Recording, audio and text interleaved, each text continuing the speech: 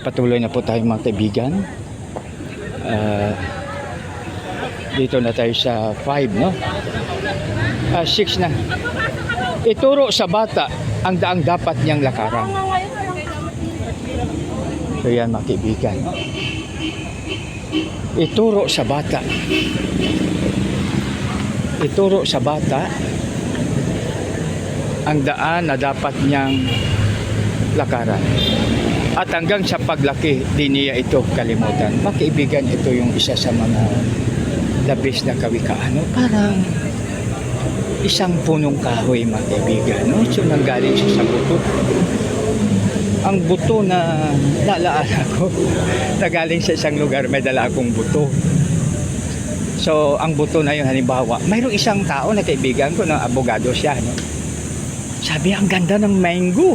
No? Ng mangga ba? Mangga na parang apple mango. Malaki. Pero sabi ng iba, kuko mango. Ibig sabihin parang coconut na mango. Kaya ang ginawa niya, makibigan, kinain niya. Tapos siya kain. Sabi niya, itago ko ang buto na ito para pagdating sa bahay, itanim ko. No? So, ibig sabihin na buto, buto ng mango. So, inano niya yung buto ngayon. So, yung buto ay kanyang itinago, no? Pagdating sa bahay, of course. Iwan ko kung paano niya pinatubo. So, yan mga kaibigan, no? So, dito sa 6, ituro sa bata ang daang dapat niyang lakaran. At hanggang sa paglaki, di niya ito malilimutan, no? So, yon. Yung si attorney na yon, Doctor of Jurisprudence po siya. So, yun mga kaibigan ay ibig sabihin ay itinanim niya. Ay hindi ba, pinatubo niya muna, siyempre. Kuwan muna yan eh. Tinatawag natin, inaano po muna yan, sinisidling. So ngayon dahil sa kanyang pagsidling at saka pag pwede nang itanim niya po niya ngayon. No? Kaya grabe itong attorney na kaibigan ko, Doctor of Jurisprudence. No? So kaya maganda ang kanyang ginawa. Kinain niya po ang kukumingo. Pagtapos siya kain ng kukumingo ay kanyang inano yung makibigan, kanyang inano, no? Kanyang ano ba ito? Kanyang gisidling. Then after that, siyempre itatanim ni Doktor yon, Doctor of Jurisprudence, hindi basta-basta, siyempre abogado, master sa batas. Maaaring master na rin ang batas na tinatawag natin kung paano magtanim. Kasi ano siya no? So kaya napakaganda mga kaibigan, no? Ituro sa bata ang daang dapat niyang lakaran. Ibig sabihin na bata pa lang.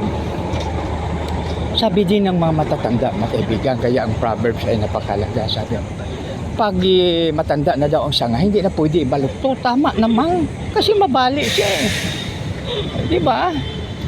Mabali ang sanga pag ibinaluktot mo. No? So kaya maliit pa lang, naalaala ko mga kaibigan sa lansones. No? Yung lansones mga kaibigan na itinanim ko. Ay hindi, asawa ko yata nagtanim, yung aking first love. So ngayon, ang ginawa ko, gipron ko siya dahil napakahaba, napakataas. Tapos yung isang sanga na patuwid yung sanga eh. Linagyan ko ngayon ng 2x3, 2x3 na kahoy. Para yuyuko siya kasi mahirap kasi pagpaitaas. Mahirap pag halimbawa na munga na, mahirap kunin. Pero pag mababa, napakaganda dahil madali lang po siya. So kaya yan ang ginawa ko, no? Linagyan tapos 3 araw kinuha ko na. So ibig sabihin laylay na siya, ibig sabihin downward na. Instead na upward, naging downward. Kaya napakaganda, makikita technique lang yan eh. Kasi mayroong rules din sa tinatawag natin na kalikasan. Kaya napakaganda mga kaibigan. Pag tayo po ay sumusunod o kaya binibigyan natin halaga ang mga proverbs o kaya mga kawikaan, no? So ituro sa bata ang daang dapat niyang lakaran at hanggang sa paglaki di niya ito kalimutan. So yan, no, di ba? So, talagang hindi niya makalimutan. Dahil, hindi na talaga makalimutan. Yan mga kaibigan, ang tinatawag natin na tinatawag po natin mga kaibigan na kawikaan. Aking uulitin, ituro sa bata ang daang dapat niyang lakaran at hanggang sa paglaki, di niya ito malilimutan. So yan mga kaibigan, ituro po natin sa bata. Ephesians 6:1-3. Ha? Alam mo yung aking anak, tinuturuan ng kanyang mami yan ng kanta. Ha? Alam mo ba kung ano ang kanta? Ang kanta po ay ang Diyos gugma, ang Diyos gugma, maghigugma ay gid kita.